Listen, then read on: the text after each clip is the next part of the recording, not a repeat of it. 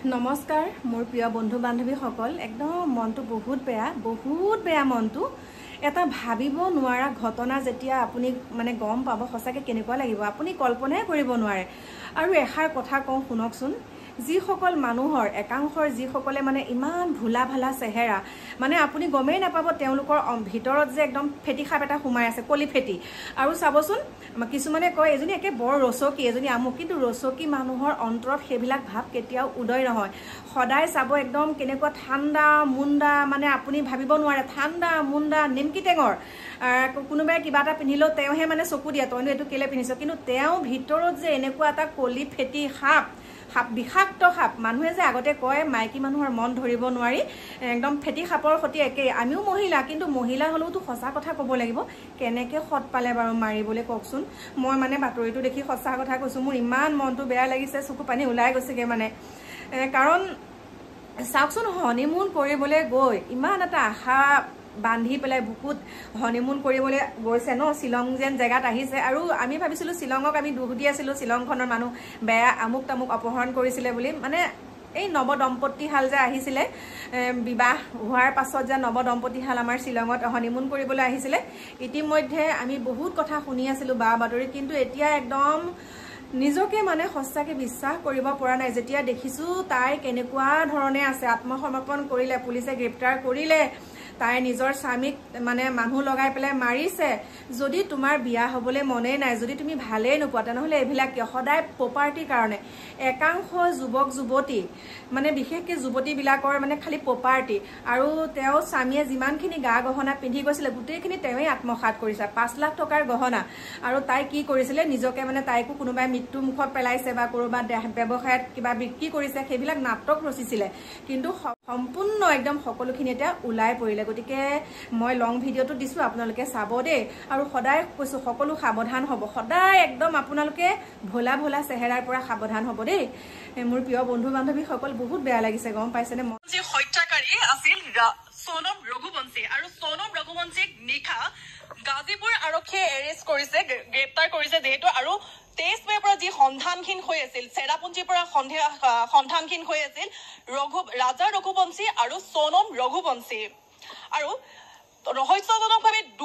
দুইজনত উদ্ধাৰ হৈছিল চহৰত উদ্ধাৰ হৈছিল ৰাজাৰ অৰ্ধগলিত মৃতদেহ আৰু কিন্তু কোনো সন্ধান পোৱা নাছিল 17 দিনে কোনো সন্ধান পোৱা নাছিল ৰাজাৰ পত্নী সোনম ৰঘুবংশীৰ মেঘালয় আৰক্ষীয়ে ধাৰাবাহিকভাৱে NDRF, SDRF আৰু স্থানীয় বিশেষ প্ৰশিক্ষণপ্ৰাপ্ত লোকৰ সহায়ত সোনমৰ সন্ধানত আছিল সন্ধান তীব্ৰতৰ কৰি তুলিছিল যদিও সোনমৰ কোনো সন্ধান পোৱা নাছিল আৰু ৰহস্যজনকভাৱে তাৰপিছত দুইজনত উদ্ধাৰ হৈছিল ৰাজা ৰঘুবংশীৰ অৰ্ধগলিতৰ মৃতদেহ আৰু সোনম আৰু ৰাজা ৰঘুবংশীৰ হত্যাকাৰীক গ্ৰেপ্তাৰ কৰিবৰ বাবে মেঘালয় আৰক্ষী প্ৰশাসনক হেঁচা দিছিল মধ্যপ্ৰদেশ চৰকাৰেও আৰু যাৰ বাবে শ্বিলঙত বাহৰ পাতিছিল মেঘালয়ৰ 2জন সাংসদেও পাতিছিল আৰু ৰাজা ৰঘুবংশীৰ ভাতৃ বিপিন ৰঘুবংশীও বাহৰ পাতিছিল আৰু বাৰে বাৰে তেওঁলোকে কৈছিল যে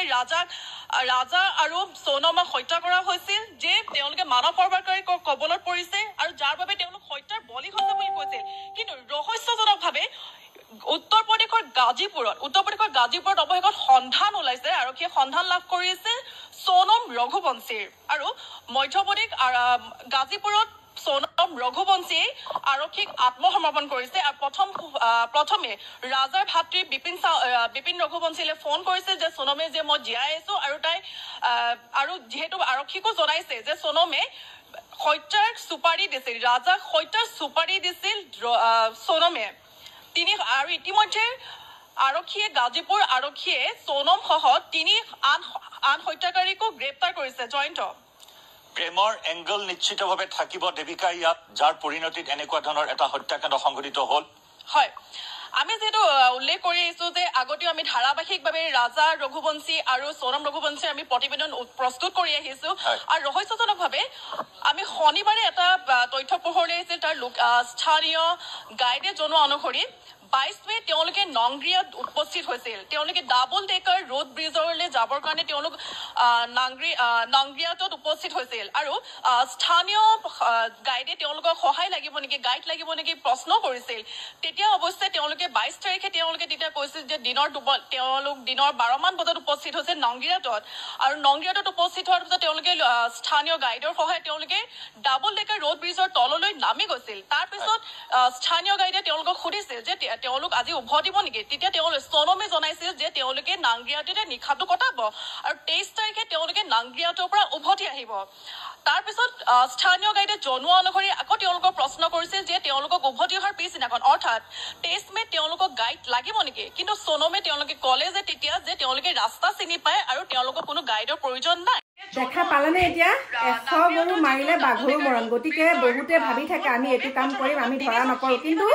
ধৰা পৰিব গোটেই জীৱন জেল হাজতলৈ গৈ থাকোতে জেলত থাকোতে যাব গোটেই জীৱন জেলত থাকোতে যাব গতিকে এনেকুৱা অপকৰ্মৰ পৰা সাৱধান এতিয়া যিবিলাকে ভাবি আছে আমিও এনেকুৱা কৰিম গতিকে সাৱধান দেই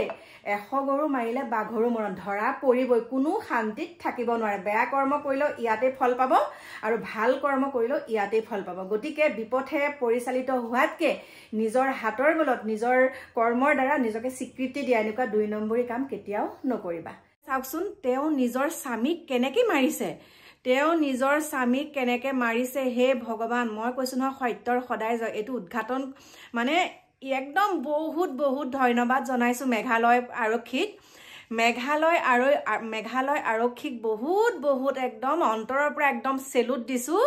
ইমান সুন্দৰকে ইনভেষ্টিগেশ্যন কৰি পেলাই যে এতিয়া কেছটো উদ্ধাৰ কৰিলে অৱশেষত গ্ৰেপ্তাৰ কৰিবলৈ সক্ষম হৈছে সোণমক গতিকে চাওক নিজৰ স্বামীক হনিমুন কৰিবলৈ আহিনো এনেকে মাৰেনে তোমাৰ যদি বিয়াৰ হ'বলৈ মনেই নাই তোমাৰ যদি বিয়া হ'ব মনেই নাই তেনেহলে তুমি এইখনি কিয় কৰিলা জীৱন ধ্বংস কেলে কৰিলা বাৰু মানুহৰ জীৱন এবাৰে পায় কিন্তু সেই এবাৰ পোৱা জীৱনটোক ইমান অথলে যেন তোমালোকে ইমান বিপথে যেন তোমালোকৰ মন মগজু কিয় তেনেকুৱা হয় কিহৰ কাৰণে আপোনালোকে চাওক ভোলা ভালা চেহেৰা মানে এই তেনেকুৱা মানে একদম হে ভগৱান ৰচকী মানুহবিলাকক মানুহে বেয়া বুলি কয় কিন্তু ৰচকী মানুহৰ অন্তৰ একদম খোলা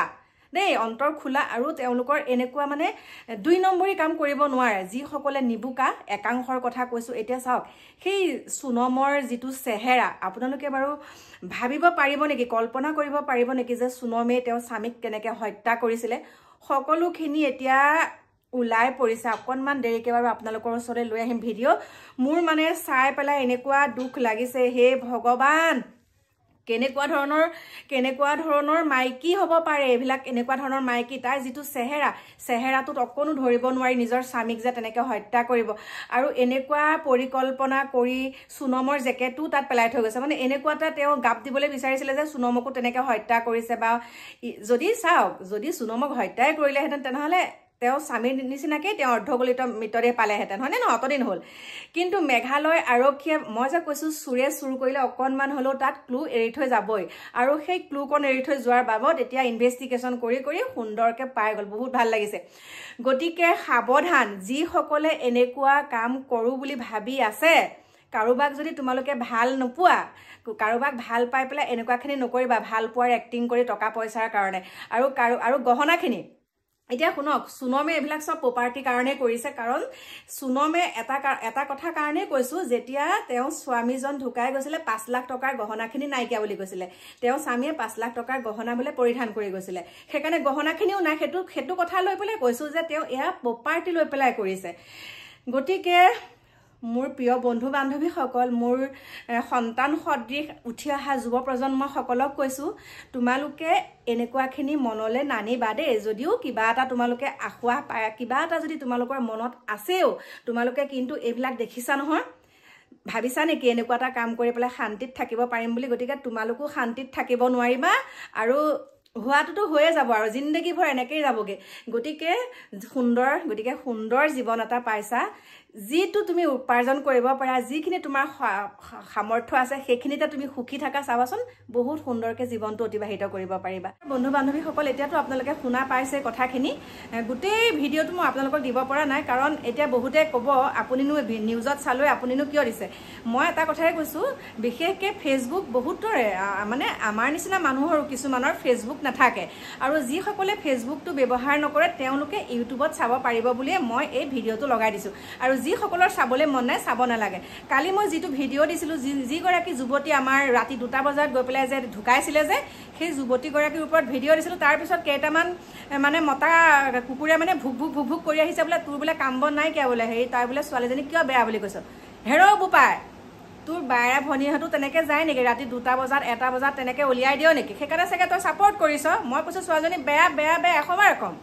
মইহে ক'ব নালাগে নে মই গোটেই নিউজত দেখোন ওলাই আছে বেয়া বুলি হাফ বটল খাই মদ খাই পৰিছে আমুক কৰিছে তামুক কৰিছে আৰু গমেই পাই নহয় সকলোৱে দেখোন কৈয়ে আছে তাইক মদ খোৱা বুলি তোৰ গাত কেনেকৈ লাগিলে বহুতেতো মোক ভাল বুলিয়ে কৈছে বহুতে মোক কৈছে বোলে আপুনি ঠিক কথা কৈছে আৰু তই আহি পেলাই যে কলিহি এইটো একদম ভিডিঅ' আমুক কৰিম তামুক কৰিম তই ক'ত পালি প্ৰমাণ তাই যে বেয়া ছোৱালী বুলি আৰে বাবা ভিডিঅ'কেইটাতে প্ৰমাণ পাইছোঁ তোৰ এইটো খপৰিটো নাই নেকি গতিকে এইবিলাক কি হৈছে ভোলা ভেলা চেহেৰাৰ মাজত এইবিলাক কি হৈছে গতিকে ছোৱালী যাক বেয়া বেয়া বুলি কমেই তই কোননো ক'বলৈ তোৰ চাবলৈ মন নাই নাচাবি আৰু যিসকলে মোৰ ভিডিঅ' চাবলৈ মানে ইচ্ছুক তেওঁলোকৰ কাৰণে ভিডিঅ' বনাইছোঁ আৰু তোৰ চাবলৈ মন যায় নাচাবি যদি তই তেনেকুৱা আকৌ কুকুৰৰ দৰে ভুকি ভুকি মোৰ ওচৰলৈ আহ তাৰপিছত চাবি কি কৰিম তোক এইবাৰ ফটো লগাই দিম